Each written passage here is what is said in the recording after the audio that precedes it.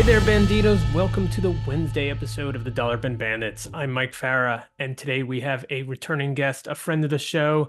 His name is Gene Ha, and Gene has May, M-A-E, the definitive edition, coming out in April from Oni Press, and he is on to talk about that. This is his creator-owned series. It's been running over, well, actually, probably over a couple decades when you put all the miniseries together. And the book collects all 12 issues. It has all kinds of bonus material. And Gene and I talk about everything that's in there. We also have a little extra time where I jump into Wonder Woman Historia, which we weren't able to cover as much in detail in our last episode. And we talk about, just his views on comics and what else is coming up. But it is May that you are looking to get. We will put that in the show notes when it's available, where you can get it. But for now, this is Gene Ha. Gene, thanks for coming back. Hey, it's good to be back.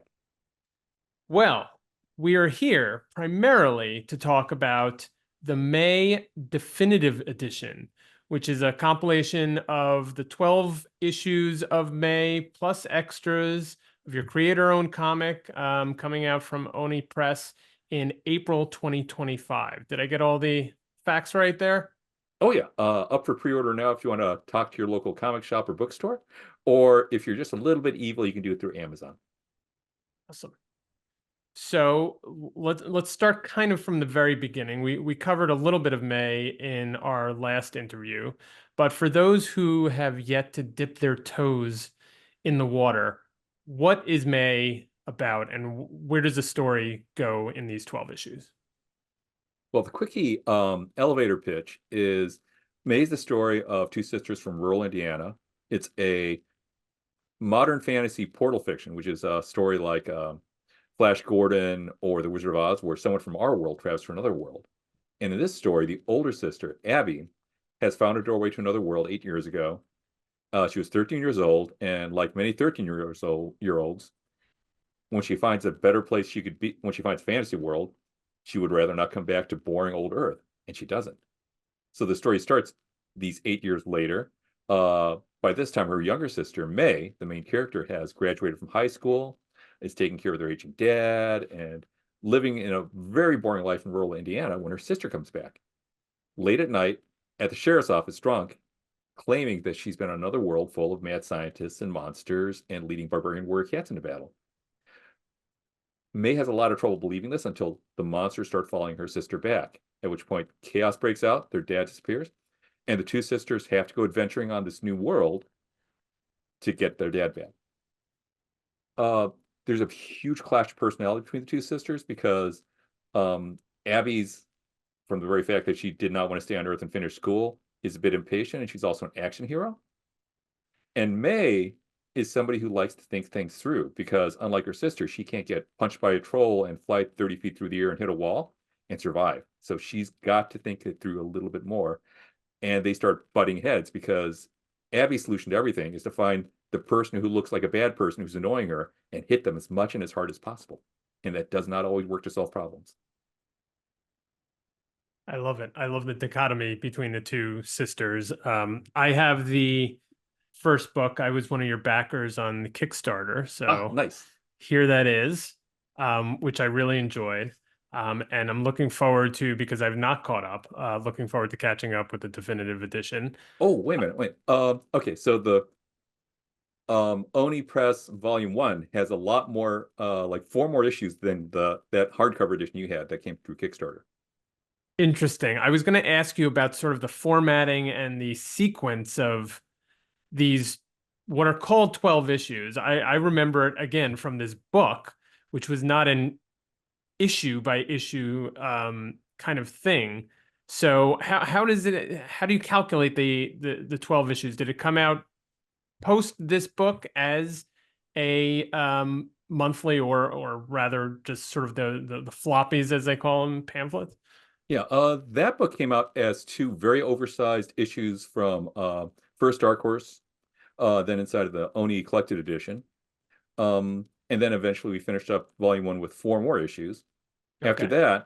that, then we did 6 more issues at Oni, and which tied up almost all of the major plot threads and character arcs that got set up inside the book you held. So we have, so you, if I can get this right, we have 2 plus 4, which was the original volume 1 Yes. from Dark Horse or from Oni? Originally from Dark Horse. Originally. It's it's a kind of a complicated thing because Dark Horse is a great comic book company, but I aimed this so that it's partially supposed to be aimed at, say, libraries, like Hmm. public libraries and schools and actual teenagers who read comics, which too don't always go to comic shops. And that is not what Dark Horse specializes in reaching out to. So we needed people who actually understood like what are all the professionals, library journals and stuff like that, which is why I made the move to Oni eventually. It was just a much better fit. Got it. Okay. So I got it. So we got the 2 plus 4 for volume 1, Yes. 6 in volume 2. That equals 12 for the definitive edition. Yes. And then I added, was it at least 12 more pages I drew of extra story. Like I can show you a small preview here. I've got on my iPad where I have the PDF edition. I'm going to scoot up ahead. There's one extra section of story that got added to the what essentially is the Kickstarter edition. And you may have seen that there's a weird little lighter looking device that the boss villain has that he used to blow up a police car. Yep. Yeah. And I did a 2-page little section where late at night, Abby explains how it works. I'm Ah. going to see if I can find that. So essentially it happens. Okay, so you have this, you may remember this section of story here. Mm-hmm. And then from there they go outside of the house. And she explains how the fulminator works, which is the name of the device. Oh, very And the cool. fulminator actually gets used again later in a much later issue. But this next time, the person using it is May. So a little more context there. Yeah, and it's just a normal piece of technology, a normal piece of mad science technology that everyone has access to on the other world, Simmerton. Nice. Okay, great. Well, thank you for taking me through that. We're going to talk a little bit more about the formatting later and some of Yeah, the extras. But getting back to the story itself and creating the original characters and situations. When you put together this Kickstarter book, which are the first 2 issues, did you know where you were taking the story? Did you know that it was going to be 12 issues and where those 12 issues, what the arc would be? I wasn't 100% sure on how I was going to be publishing it and what format. Like, I didn't know if I was going to go to a web comic eventually as the main way of distribution, or direct to graphic novels all the time, or something like that. But I did know all of the major plot points, which is why I was Okay. able to kind of tidy them up and tie them up by the end of issue 12. So like I'm going to just say that the first 2 issues you read, there's a lot of people making wrong assumptions about why everyone else is doing what they're doing. And by issue 12, that's when May, because May's the one who thinks things through. May's the one who figures out what was going on and why everything happened.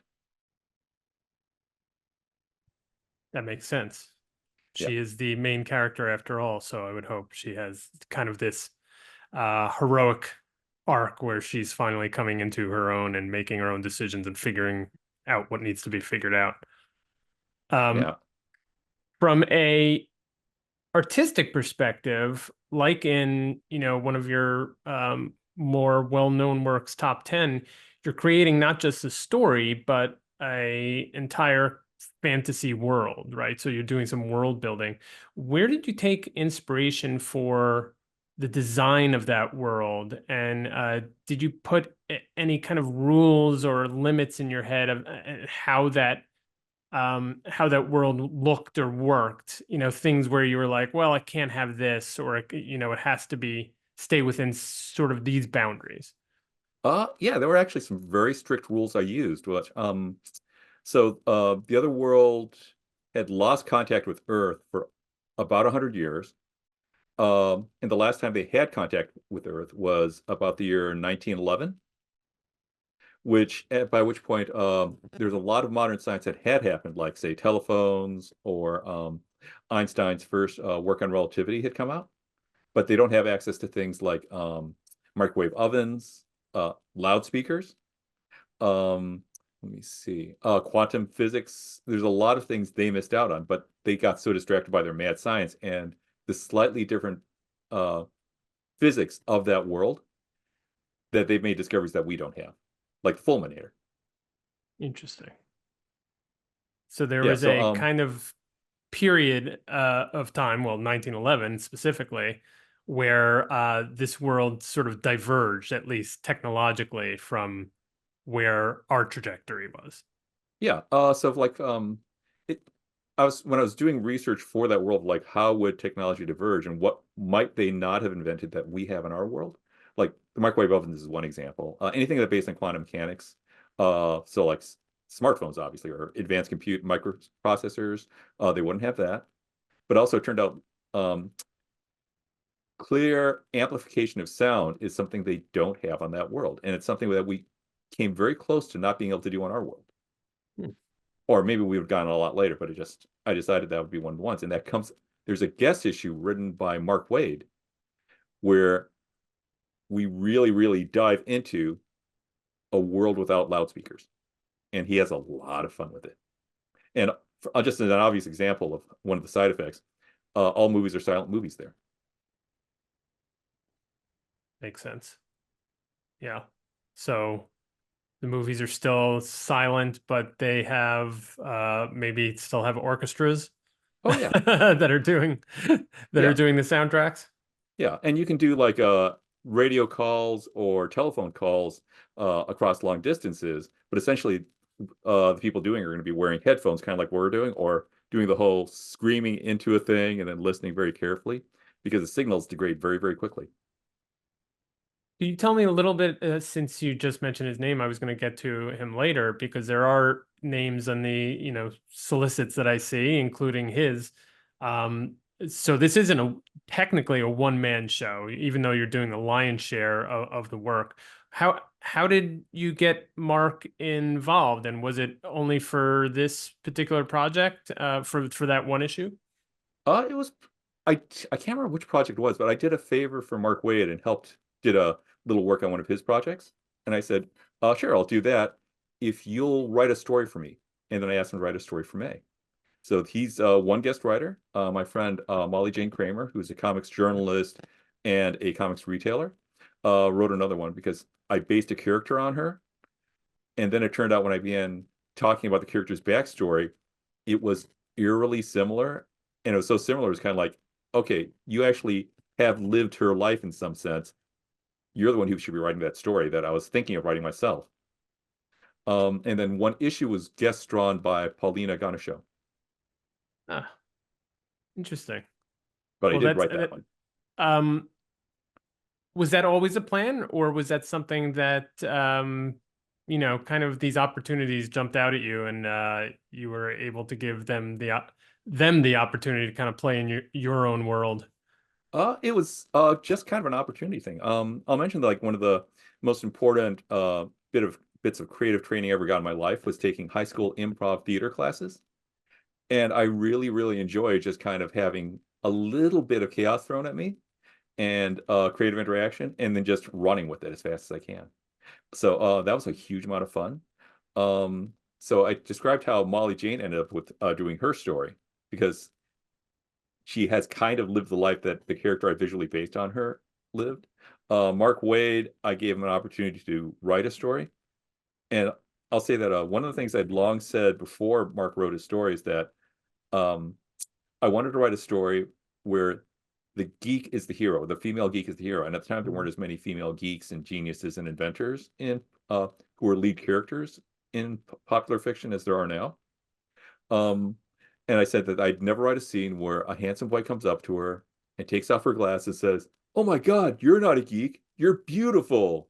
And then the girl says, "Oh, thank God I don't have to be a geek anymore. That sucked. Now I'm just going to be a pretty girl who never thinks about those things again." Um, but inside the issue, beyond playing with amplifiers and sound amplifiers in a really fun way, He also did include a scene where a very handsome boy comes up to May and takes off her glasses and says, "You're beautiful." And she is very red-blooded and she's very heterosexual, and she does get very flustered. But she does not forget that she's a geek. Good. I would expect nothing less Yeah. of May. Yeah. Mark did an amazing job in that issue. It was so much fun. And it's a story I would never have written. I literally vowed never to write that story. Was it after having worked on so many issues and so much of May yourself in terms of writing and illustrating, um, did you have to, flex a different muscle? I mean, obviously you've worked with writers before, but not necessarily on May with him and the other writer guest writing. Did you feel a little strange giving up some control in that respect? Not really. I really enjoy creative collaboration. I mean, frankly, I love having coworkers around. One of my frankly I miss having being in art school and having roommates around and working in one room with other artists. But I work in an attic in my studio and I don't have any other artists around ever. So in a way, it was kind of like finally having coworkers again. Um, there's a two the interactions with Mark and with Molly Jane were very different. With Mark, it was explaining the rules of how my world works, how my storytelling works. So, like for instance, you almost never use captions in May. No thought balloons or things like that ever. It has to be a very, very special circumstance for those things to be broken out. And then I had to explain how the technology worked in that world. He wanted May to play around with inventions and inventing because she's good at it, building stuff and repairing stuff and making new things. So we had to work through what the inventions would be based on the rules of both worlds. With Molly Jane, she is an incredible comic book reader and thinker and seller, but she is not someone who's ever written something in a comic script form before. So essentially, I kind of took her story that she wrote and then translated it into comic script form so I could draw it. Hmm. So it was a small piece of adaptation on Yeah, your part. yeah, in both cases. Yeah, interesting. Um, I wanted to talk a little bit about the format and the book itself. And obviously, you're taking these two volumes and smushing them together to a certain extent. But I think I read in the description that there was maybe a little tinkering that you did going back and Uh, some of the previously published material and maybe doing a little George Lucas action. What exactly were you trying to either fix or enhance that was not in the original material? oh, one of the big ones is that one of the reason why the Polina Gana show issue came out in the numbering it did is because I was behind deadline. So the editor said, "We want to put out something this month. Let's do the guest issue early." Okay. But that messed up the story structure a little bit, and the story reveals happened at the wrong time.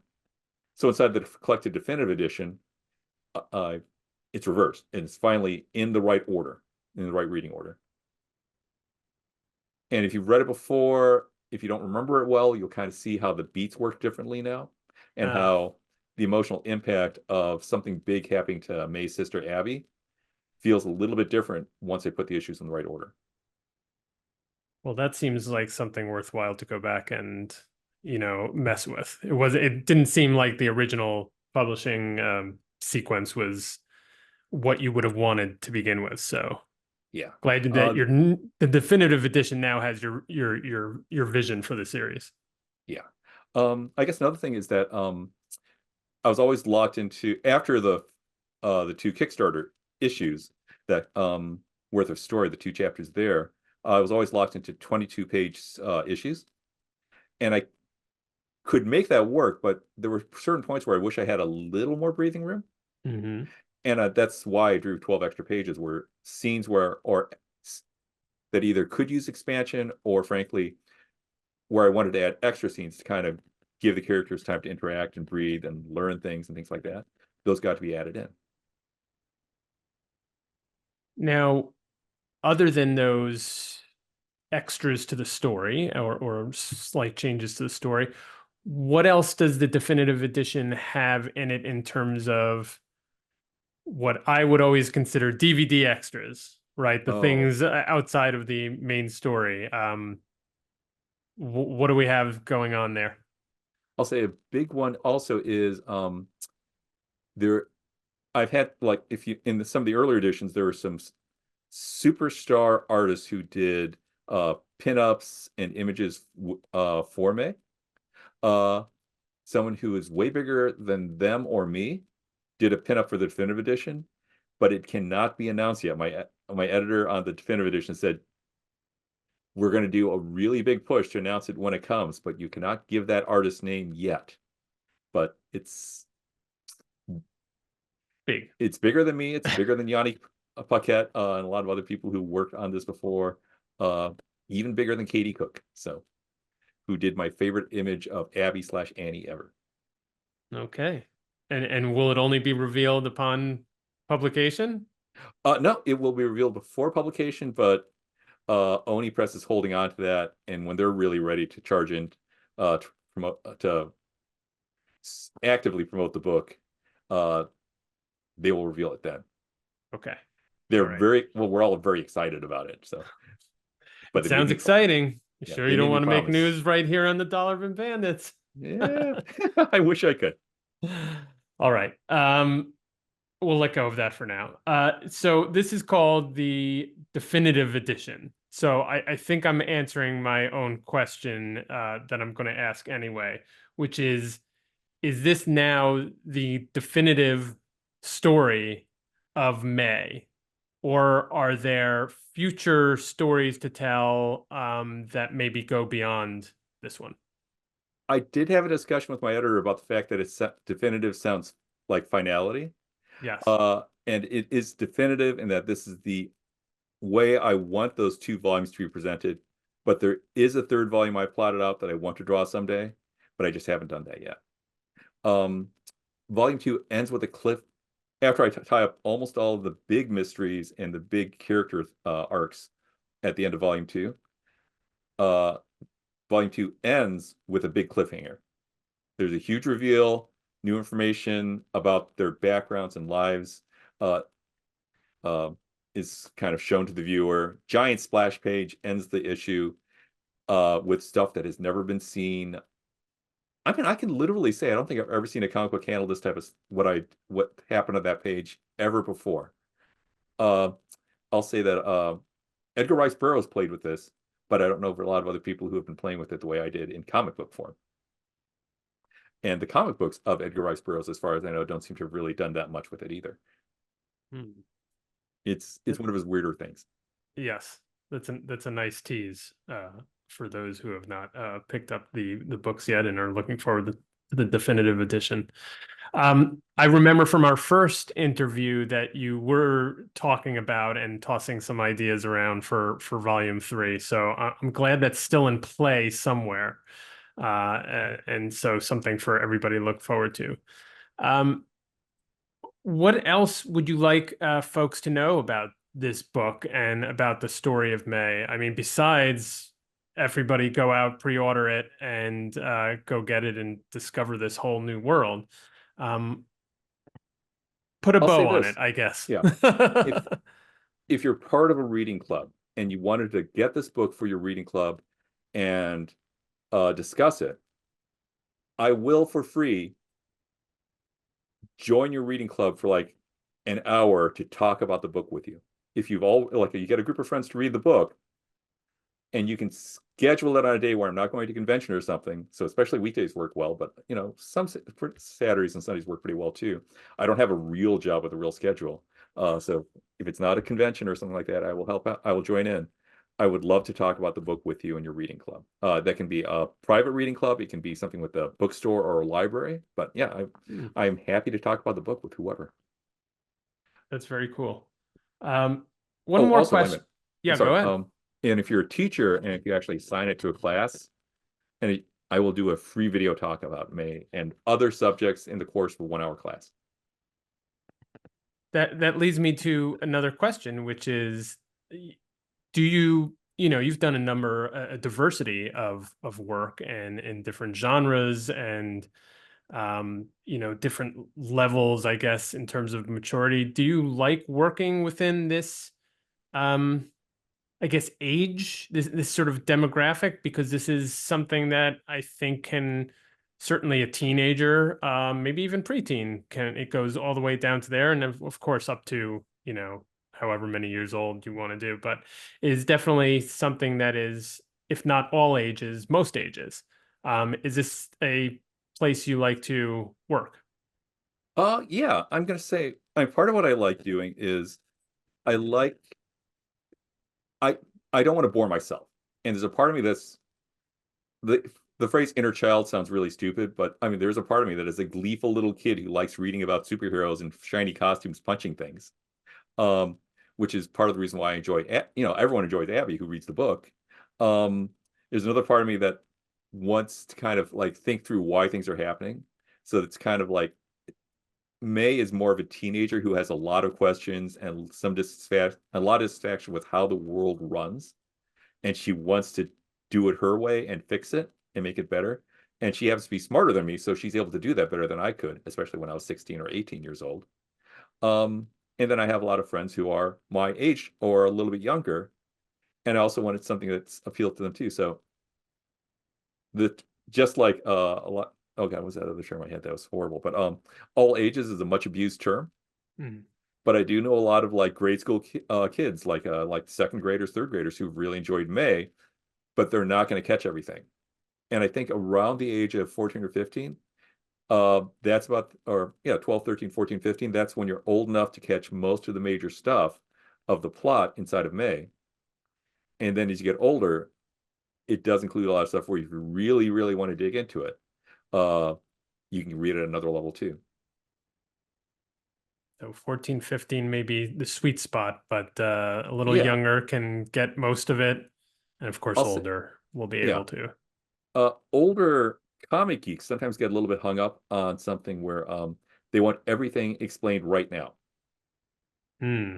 Like one of the things I love about the first Star Wars movie is that they dropped all these notes about things like the Galactic Senate and the Clone Wars and the old Jedi Order without having to explain and show every detail. It wasn't all exposition. They just gave you enough to keep the story moving. And they kept the story moving at a very, very, very fun pace.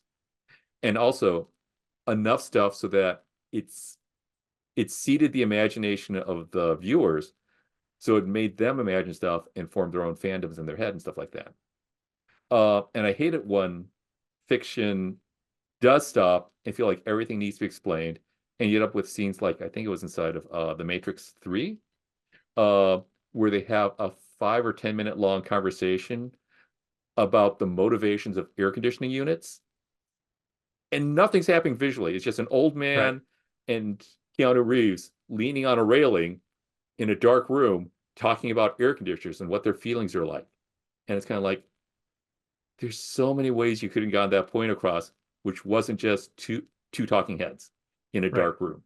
Right. Or in the Star Wars prequels, you really you never needed to show more than a few seconds of the Galactic Senate. You didn't have to show the whole procedural of them calling order, bringing in new speakers, bringing in counter speakers. It's like, nope, that was not necessary. You could have made those points a lot more, and you could have figured out a fun way to get those points across of what was happening inside the Galactic Senate.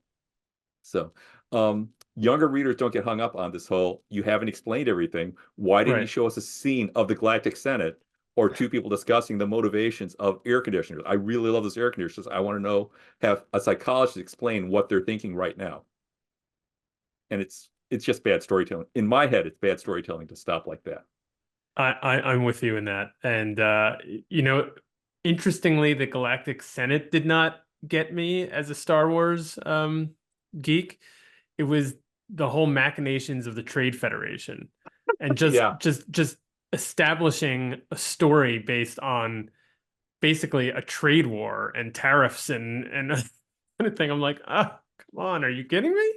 I mean, the Yeah. stakes couldn't be more mundane.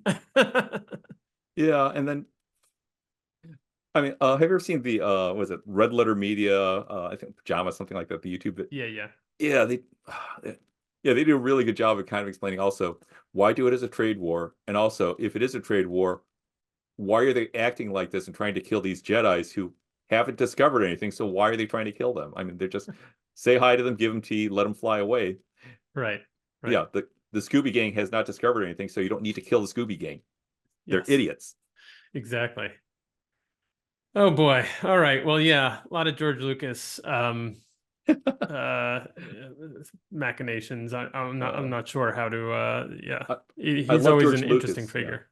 I love George Lucas and a lot of creators like that, but he's one of those people who I think needs somebody who will tell him, George, that's a bad idea. Or George, I have a better idea. But he'd gotten to a point in his career where everyone was like, George, you're a god. And whatever the idea is, I'm just going to do it and make it come true.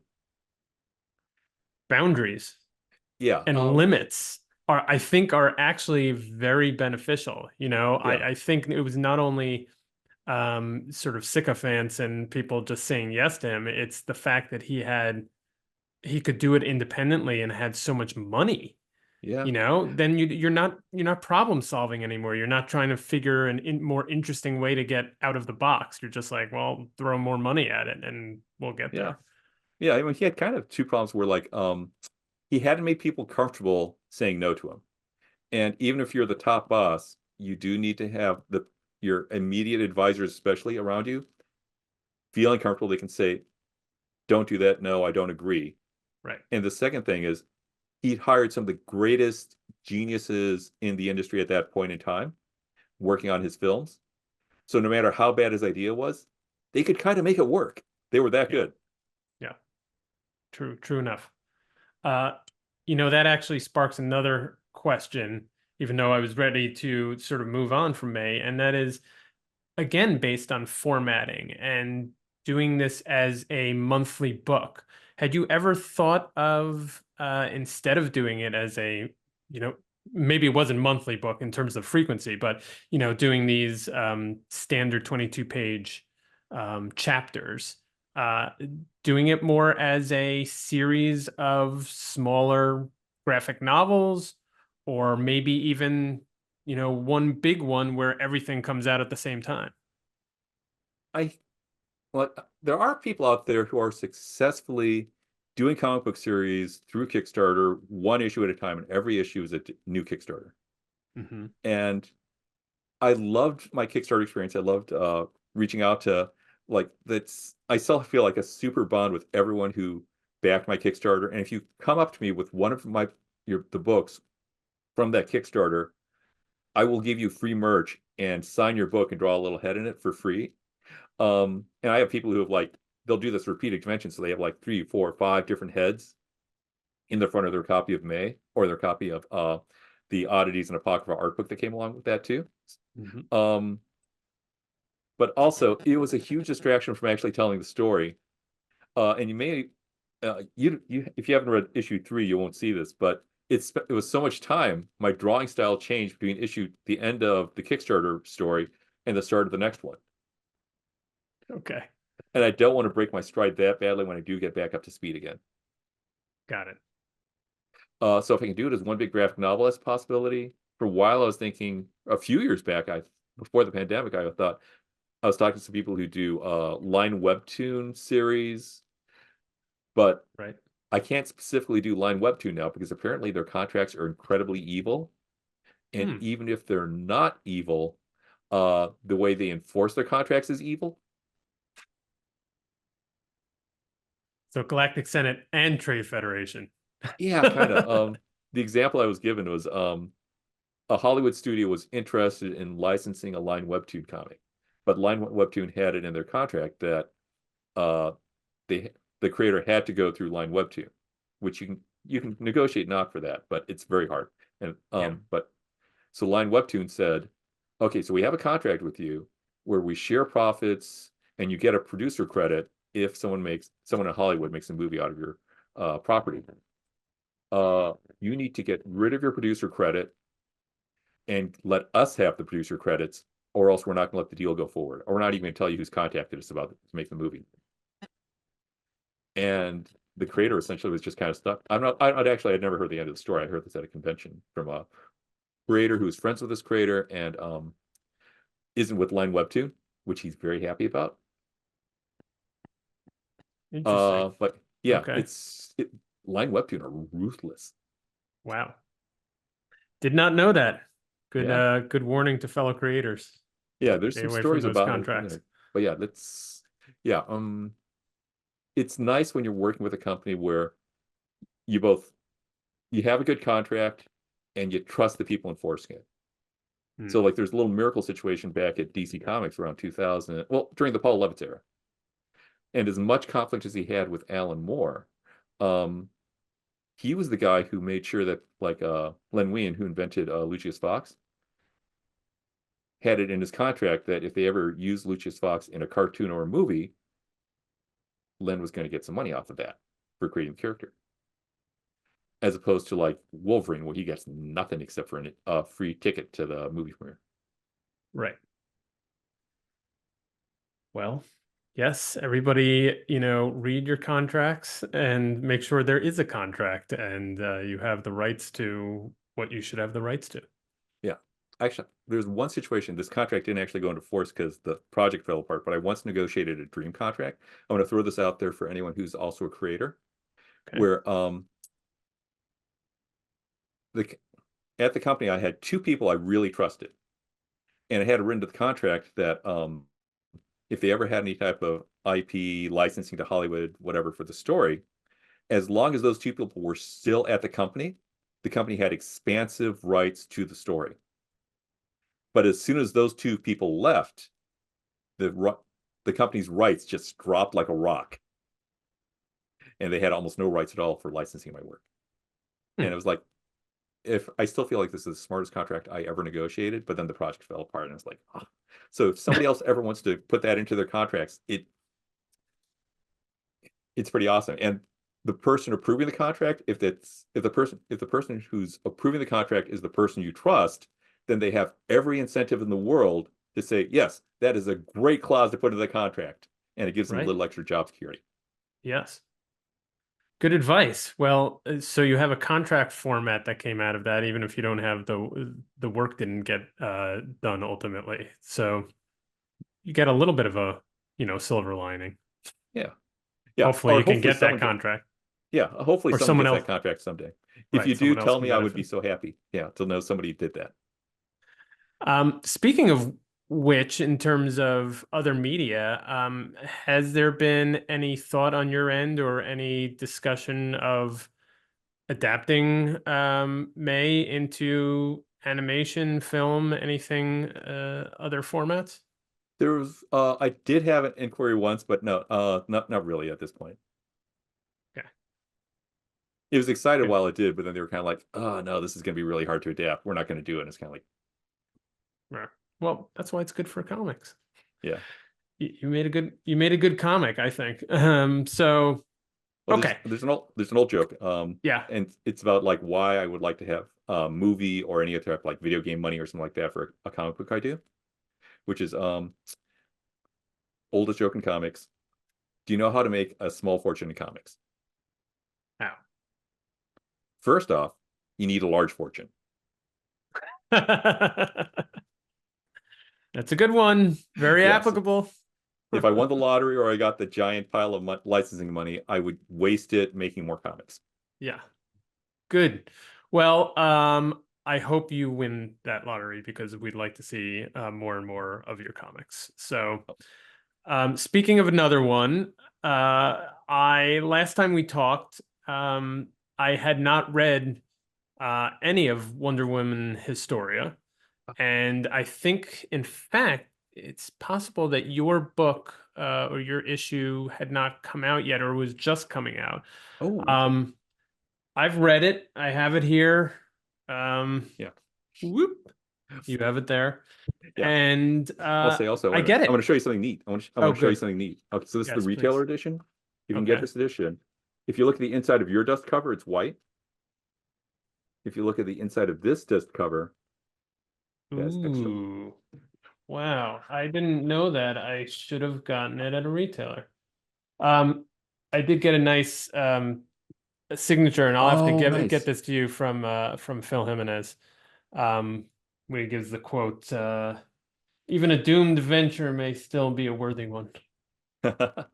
Yeah, all the major creators on the book have a signature quote they put when they put in when they sign the book, except for me, where I draw a random head from the book, which often has an elaborate headdress. Okay. Well, so I know what I'm bringing you next time I see you at a con. So I'm gonna get at least two heads because I'll bring the May book and I'll bring Historia. But yeah, I read it. I get it now.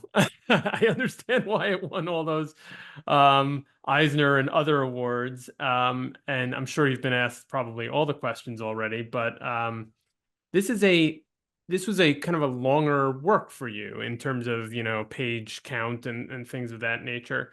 What kind of, when you're taking on such an assignment, what is your pace? Like how much do you do in a day or week, or what do you try to do to get through? Oh, I, I mean, it was incredibly slow because I assumed it was going to be some nice Greek costumes. Yeah, I thought it was essentially was going to be a slightly updated version of the George Perez Wonder Woman story in a way visually, right? So, Greek tunics and toga-like things and um, people looking all Greek and Greek architecture.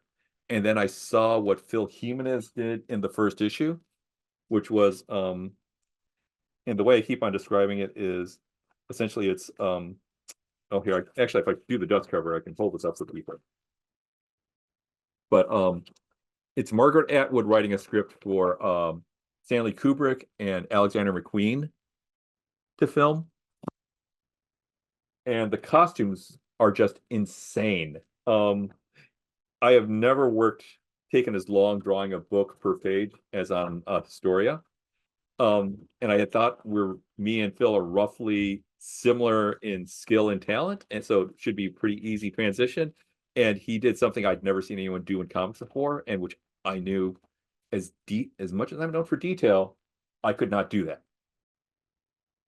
So I had to figure out other tricks to do, but it was still I was drawing his costumes, sometimes costumes he'd only drawn once in his book in incredible detail, but he didn't do a rotation. So I didn't know what the sides looked like or what it looked like from 3/4 top angle, bird's eye view angle, or things like that. And I had to invent that. So it was brutal. It was very slow. It was Well, many it, months, it like came out most of a year. spectacularly, Thank you. I have to say, and I'm sure everyone has told you that. Um, you know, One question I had, and leading from that, and I always have in terms of when you have basically it's a book that's a trilogy, right? And you had the middle chapter, um, which traditionally is the most difficult. Did you see it that way, or were you just looking at it as just a continuation of Jimenez's start? It was kind of I saw mine as, I mean, it was not the most visually difficult of them. I'm definitely what Phil did in the first chapter was the hardest thing to draw, partially because he had to invent everything. Right. The other trick is also not only did he invent these incredibly beautifully designed Alexander McQueen costumes, I mean, literally modern high fashion at the highest level, uh, and not the kind of thing you could wear in the street. It's like the Met Gala type stuff, but only the best of the Met Gala from the last decades. Um, oh God, it was just, yeah. I'm sorry, it's just like in my head, I'm just like remembering all these costumes and details and stuff like that. It's just, I lost track of the question now because of the. Y- I was just talking about sort of the middle chapter Oh, right, effect. right. I mean, was there anything that were you consciously thinking about taking what Phil had done and then also leaving something, or how to hand off to Nicola for the final chapter? Uh, it's as much as I was planning certain things. Like you can see my visual plan for what I expected to do, and I got the script in little batches, so I couldn't plan the whole thing out immediately. But you can see my plan was to do a little more sleekly and a little more glossily than Phil did. Here it is. That first double page spread of the goddesses, where everything was going to be a little sleeker and a little bit more abstract and designy, and a lot more Hmm. 2D graphics kind of built into it. And then it just turned out that wasn't what the script needed when I got more pages for the script. Um, and Kelly Sue just sent out kind of new prompts for me. So like one of them was essentially a scene where uh Hippolyta, the future queen of the Amazons, is being followed through the forest by the goddess Artemis. But the goddess Artemis is not always there, but she is there. Like you can feel her presence. And you can see like this scene here, if you're doing the visual version of this podcast, Yep. of that's Hippolyta looking back, and there's a face in the forest behind her, which is and isn't there. And then oh, and have you read the back addendum material? Yes, that was going to be my next Yes. question is about this sort of these Easter eggs, this kind of hidden imagery that you put in. Yeah, that was not something I was planning on doing. It was because of a problem Kelly Sue or a situation Kelly Sue put into the script that she didn't explain how I was going to handle it, that I had to invent that and then put it into the story. And it was not part of my original plan. Was that difficult to find where to work that in a sort of a natural way without kind of, I don't know, jamming it in some, obvious fashion? Uh, it sometimes it did, like there's one situation where it felt a little bit unnatural and didn't quite fit in naturally, but I knew thematically what I wanted to get, which was the feeling that the gods were there symbolically and kind of an Alan Moore magical level, Hmm. where you can kind of look at Alan kind of looks at the world and multiple in real life, not in just his stories, but in real life, he looks at the world at multiple levels at the same time. And I wanted to give that feeling. And I'm gonna try to find a scene. Here we go. Making this sequence work, and initially it did not work, where you can see these three large verticals, Yep. and each one has almost exactly the same composition. And each one has kind of a different meaning using the same symbols, where it's Hera arguing with smaller Artemis, Hera, Artemis, and then this is kind of Hippolyta taking on the mission of Hera without realizing what she's doing and becoming Hera. And making the storytelling work on that and making the panel order read it in the right order was really difficult. And actually, I Hmm. had to go through a few drafts with Kelly Sue and my editor, Chris Conroy, before we came up with a version that everyone was satisfied with. Sounds like such a interesting but complex um, birthing process for this creative work. Could you compare it to anything you've done in the past or since? I mean, it seems like singular. I have never worked with anyone like Kelly Sue before. She is yeah, singular is a really good word. She is a singular genius.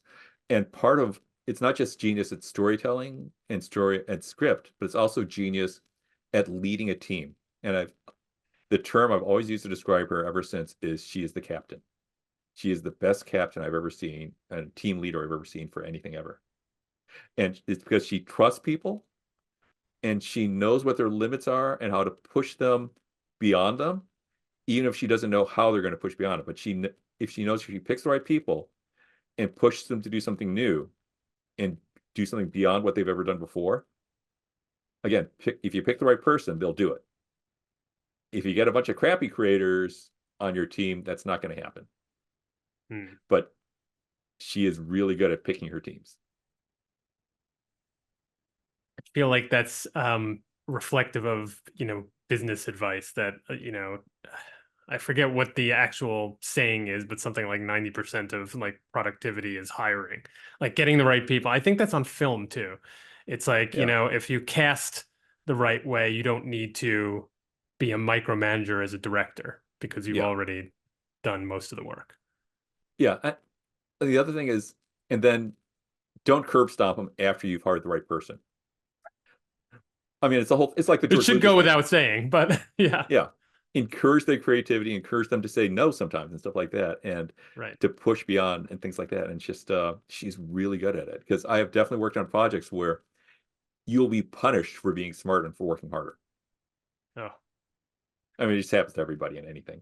So yeah. sure, sure. I mean, it may also go back to I don't know if you want full on. You don't want, I think, yes men, like we were describing before, and maybe not full on like someone that's going to be a total pain in your butt that's saying no to everything or I have notes on it. But you do want someone to kind of push against you a little bit here and there to maybe get something better than what was originally on the page or on the script. Yeah. Uh, And I'm going to say, I mean, I did not disagree with Kelly Sue a lot, but she was really good at just like throwing things at me and just saying, I don't know how you're going to solve this, but I trust you. And I had to pull out new tricks from I had to invent new tricks to make it work because I'd never done anything like that before. The other one was the big one was the scene where I'm going to compare two scenes real quick. There's a scene sure. where in the first chapter where Phil shows a history of uh the injustices against women. If I can find that. It's all the bosses. It's all the bosses. There it is. And he does it as a bunch of Greek urns and bosses, Right, right. and all the red figures are women who are going through some type of injustice or horror or stuff like that. Yeah. And if you look at a really extensive museum catalog of vases like that, as opposed to a somewhat sanitized art history, the Greeks really, really loved vases with pictures of women being abused. It was Huh. a favorite subject. Just horrible things happening to women and men enjoying it. Um, so that worked really well. And then I had to come up with a solution of how we were going to tell that story too, like get that point across in our issue. Was it, And was in it your Kelly Sue's first thought, script, oh darn, vases were taken? I again I did not want to use the same tricks as Phil, partially because I I know, didn't I want know. to break my eyes and my hand and my brain. But Kelly Sue in her script just told me to tell the story using Hera in despair and birds and feathers. And she didn't explain how to make that work. And then that's how we came up with this scene. Oh yes, I remember this spread. Yeah. Yeah, And the beautiful. and the last feather that goes flying off goes to I think believe her name is Mary Wollstonecraft, the Mary of Mary Shelley. Hmm. And she wrote A Vindication of the Rights of Women, one of the first uh feminist tracts in the English language. There'd been one before inside of French, but a feather is dropped off to her so she can use it as a quill pen to finish writing the Vindication. Yeah. So many layers. That's what I really liked about that book. And it did remind me of in some way, although with I think deeper meaning, uh, and you brought up Alan Moore a number of times already, his Promethea and sort of the way things are kind of laid out and the layers of, meaning and artistic, I don't know, artistic expression, I guess, within that book. Uh yeah, that was kind of like almost like a reverse engineering of Alan is really good at understanding different types of religious interpretation like Kabbalah and numerology and biblical texts and stuff like that. And Hmm. he instead of using it to interpret a text, he used it to insert ideas and things into a comic book in a Mm. way that was a little nuts. And I'm glad I didn't have to draw that one. Yeah, Oh, and let me show I you can something else. imagine. I like fleshing out the ideas of writers. So I'm going to show you a page of a not released comic. So my next story is with Gail Simone's Welcome to Twilight, a spinoff of Patton Oswalt's Minor Threats, and we're doing the character Crab Louie. And I'm going to show you a magazine cover. Oh, wait a minute. A magazine cover I threw into it. I'm not going to give you too much story, but just this little detail. It's a lot of fun. So all the things I got to throw into the cover. Just have figure out the best way to actually present it. Hold on. Sure, Uh, sure. Um, okay, Crab Louie. Inks, JPEGs. This is segueing There it is. anyway into, what you're working on now, so perfect timing. Okay. So,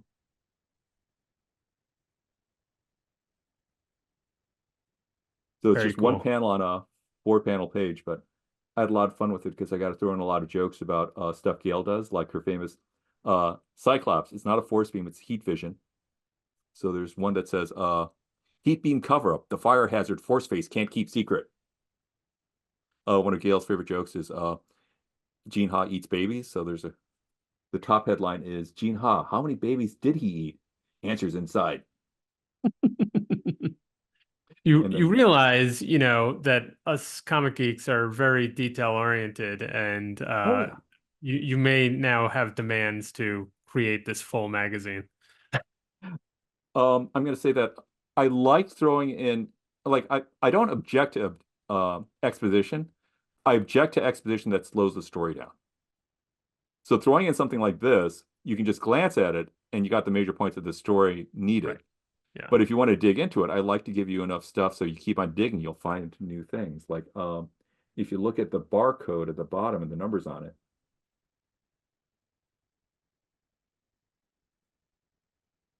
Nice. yeah. So it says 8675309 Jenny. Perfect. It's like it's a comic version of a Simpsons visual gag. It goes by in a second, or it could go by in a second. Obviously, you have more control over the reading experience. But when you see it on repeat, you're like, oh, I didn't see that the first time, or there's something new there. Yeah. Well, Um, there's something special about comics where, and I'd like to see somebody, maybe somebody's done this already, but I don't know if somebody's done this. I think it's perfect for mysteries, especially visual mysteries where you set up a scene and have clues in it, because you can flip back and forth easily inside of a comic book in a way that you can't do it with a novel and you can't do it with a movie or a TV show or any of those type of things. And you could do something where like you have a crime scene and you do it as a double page spread. It's filled with clues mm, and you have to keep on referring back to it, like the map at the beginning of The Hobbit, over and over right. again as you're going through the story. Then you can do another page where you have something like, say, a list of phone numbers written down on a notepad. And you can keep on flipping back and forth through it. Like someone gets a hold of someone's phone and then looks at their recent calls, compares numbers. And if you really want to dig into it, you could have it then you can compare it to that piece of paper with the phone numbers on it if you want to be. You could, and that would work in comic books in a way it would not work in any other medium. You're absolutely right. Gene, don't give away these ideas on a podcast. I'm not good at writing mystery. I'm not good at writing crime whodunit type mysteries. Uh, so I mean, I would love to, again, like the contract idea I had earlier, I would love to see somebody do this someday. Okay. Challenge challenge is out there. I was going to say challenge accepted, but I don't think I'm going to do it, but I'd love to. It sounds a lot like you know how J.J. Abrams always described his movies and his plots as mystery boxes. So it's not quite that because there is, some more directionality to it, but I love the Yeah. idea of having some, context or having pages that you've read or that are technically in the past being reference points that you have to go back to. So they're not always, you're always proceeding in comics, right? You're always going from Yeah. one to the other, the whole sequential art thing. Um, that it is not as dependent on sequencing. You can go back and then go forward and then go back and go forward. So that's an interesting concept. I like it. And hopefully someone will pick up and run with it, having heard this. If not, someone's already working on it already. So could be. Well, Gene, you talked a little bit about this project you're working on. I'd love to know, aside from this, it's the Patton Oswalt Minor Threats spin-off, I guess you would call Yeah. it. What else you might be working on that fans can look forward to in 2025? I can't announce my next big project after this because it hasn't been publicly announced yet. As soon as Okay. it is, then I can start talking about that next one. But yeah, this is one issue where I'm working with Gail Simone, and part of the fun and stress on this one is that the main character for the story they gave me is he's made up out of shell. He's the swamp thing of shellfish, like crabs and lobsters, of Okay. crustaceans in general. I like the And every part of his body is made up out of a different type of shellfish. And every other artist who's drawn this character before has done it as vaguely drawn in animals. And I'm just because of the kind of person I am, I'm going to accurately as possible draw each of the animals every time I draw that part of the body.